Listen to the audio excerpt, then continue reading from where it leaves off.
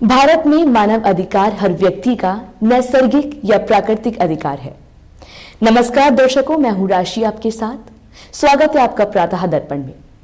दर्शकों, मानव अधिकार के दायरे में जीवन, आजादी, बराबरी और सम्मान का अधिकार आता है।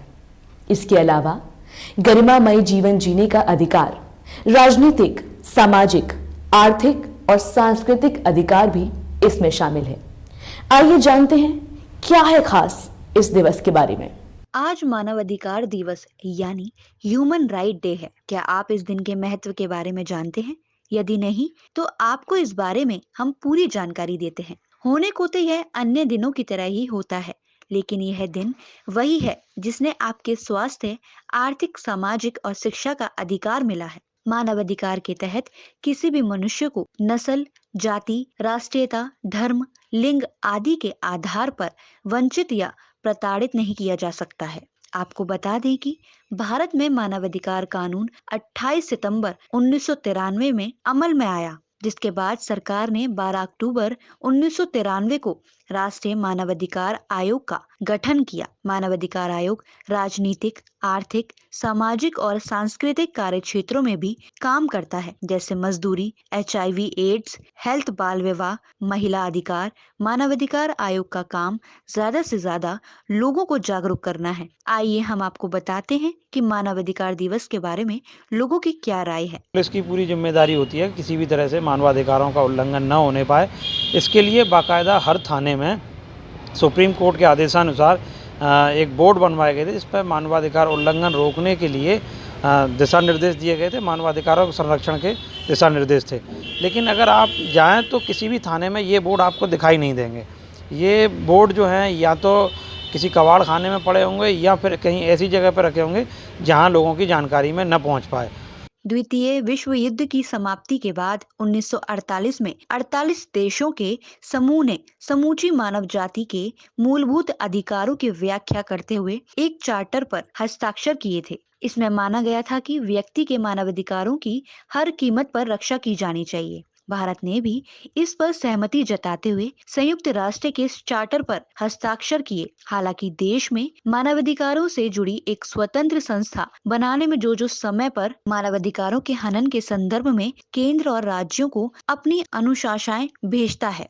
10 दिसंबर मानवाधिकार दिवस के शुभ अवसर पर सभी मजदूरों के जो अधिकार हैं उनके संबंध में उत्तर प्रदेश सरकार, भारत सरकार से अनुरोध करना चाहूँगा कि मजदूरों के लिए सही मानव अधिकार जभी प्राप्त होंगे जब हम अंतिम व्यक्ति तक सरकार की योजनाओं के क्रियान्वयन तक पहुँचाएँ और उनको कुशल श्रमिक बनाएं, जिससे हर मजदूर को मानव अधिकार के तहत लाभ मिले, सुरक्षित रहे, स्वास्थ्य का लाभ मिले, सुरक्षित माल का लाभ मिले, काम पर सुरक्षा की गारंटी हो, आवास की सुरक्षा की गारंटी हो मजदूरों के लिए, बच्चों के लिए शिक्षा की गारंटी हो, स्वास्थ्य की गारंटी हो।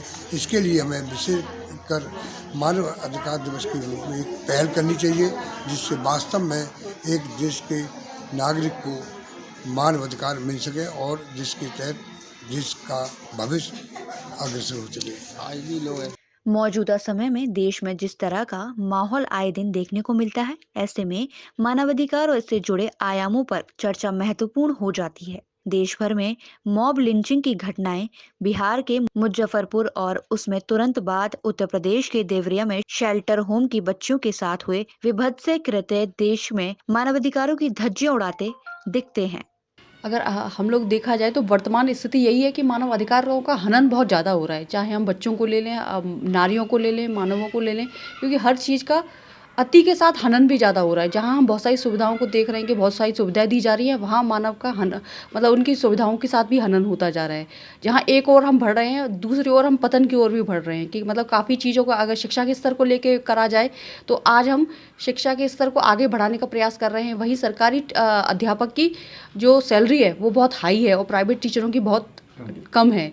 अगर इसी तरीके से देखा जाए तो वहाँ तो मानव हनन मतलब जो उसकी संसाधन है उनका हनन बहुत ज़्यादा है। अंतर्राष्ट्रीय मानवाधिकार दिवस हर साल अलग अलग थीम पर मनाया जाता है। इस वर्ष 2020 की थीम है stand up for human rights. वर्ष 2019 की थीम स्थानीय भाषा का साल, मानवाधिकार संस्कृति को बढ़ावा देना और मजबूती प्रदान करना था, जबकि 2018 की थीम मानवाधिकार के लिए खड़े हो थी। वर्ष 2017 की थीम समानता, न्याय और मानवीय मर्यादा के लिए खड़े हो। मानवाधिकार इसलिए जरूरी है कि इसके तहत लोग अपनी बुनियादी जरूरतों, खाना, कपड़ा, मकान और शिक्षा को पूरा करने के लिए जरूरी संसाधन सुनिश्चित कर सके। और मैं बस इतना ही कहूँगी कि मतलब लोगों को सबकी इज्जत करनी चाहिए और अपने हक के लिए लड़ना चाहिए, क्योंकि जब तक हम अपने हक के लिए नहीं लड़ेंगे तो हम आगे नहीं बढ़ पाएंगे। और समाज एक ऐसी चीज़ है कि वो जब तक आप आगे नहीं बढ़ोगे वो आपको पीछे ही खींचता रहेगा। तो आपको खुद को आगे बढ़ना है और अपनी लाइफ को आगे बढ़ा के अपने सपनों को पूरा करना है, अपने ड्रीम को पूरा करना है। क्योंकि जहाँ तक जब मेरे ऊपर एसिड अटैक हुआ था तो मैं 5 साल तक घर में ही रहती थी, मैं बाहर नहीं निकलती थी, फेस कवर करके रखती थी।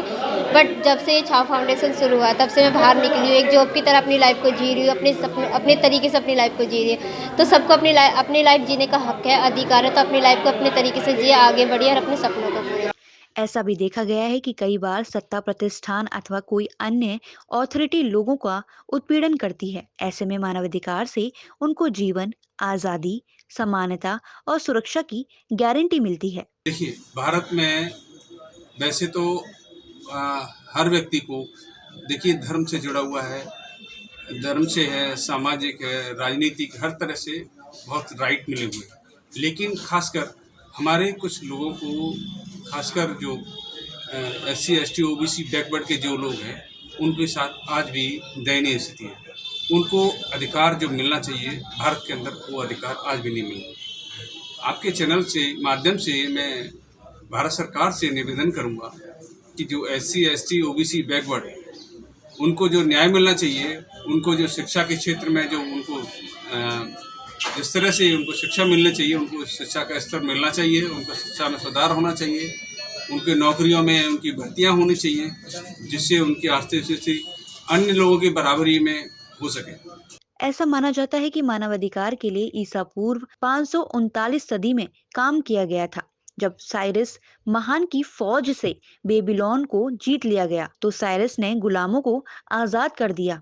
उन्होंने घोषणा की थी कि सभी लोगों को अपना धर्म चुनने की आजादी है और नस्लीय समानता स्थापित भी किया। और आज जो मानव अधिकार दिवस है उसके लिए मैं कहना चाहूँगी कि जो मौलिक अधिकार बनाए हुए हैं वो उनका उल्लंघन हो रहा है। हमें उनके उल्लंघन को रोकने के लिए हम लोग ये कार्यक्रम करते आ रहे हैं। उनके महिलाओं को समान कार्य मिले और समान वेतन मिले, उन्हें कार्यस्थल पर सुरक्षा मिले, सेफ्टी मिले, उनके बच्चों के लिए हो और कृषि पालन हो और उनके लिए जो है सुरक्षा बनाई गई है, अलग से शौचालय वगैरह हो, उनके साथ छेड़छाड़ ना हो, उनको सम्मान, समाज में भी सम्मान मिले और उनके घर में भी जो बच्चे हैं उनको भी समान बराबर का अधिकार मिले। आजादी सर्वाधिक महत्वपूर्ण मानवाधिकार संयुक्त राष्ट्र संघ अभिव्यक्ति की आजादी को सर्वाधिक अहम मानवाधिकार मानता है। जर्मनी में बोलने की आजादी को सबसे ज्यादा महत्व दिया जाता है। ये अधिकार है बोलने की आजादी, सुरक्षा का अधिकार, आर्थिक शोषण के खिलाफ आवाज उठाने का अधिकार तथा रंग, नस्ल, भाषा, धर्म के आधार पर समानता का अधिकार, कानून के लिए समानता एवं अपना पक्ष रखने का अधिकार। जो महिला हैं उनके लिए जो अधिकार बने हुए हैं, मौलिक अधिकार हैं, उनका एक समान वेतन का मौलिक अधिकार है, उनके स्वास्थ्य का मौलिक अधिकार है।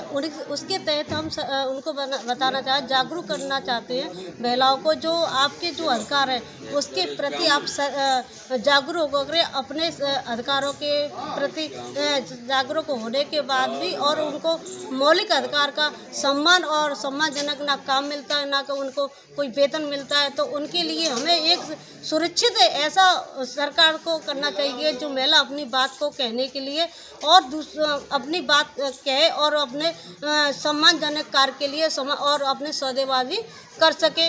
आपको बता दें कि प्रोफेसर हेनकिन को मानवाधिकार का जनक माना जाता है। उन्होंने दूसरे विश्व युद्ध के बाद अंतर्राष्ट्रीय कानून को आकार देने में अहम भूमिका निभाई थी। धीरे धीरे समूचे विश्व को अपनाने के लिए मजबूर होना पड़ा। दर्शकों, अब समय हो चला है आपसे विदा लेने का।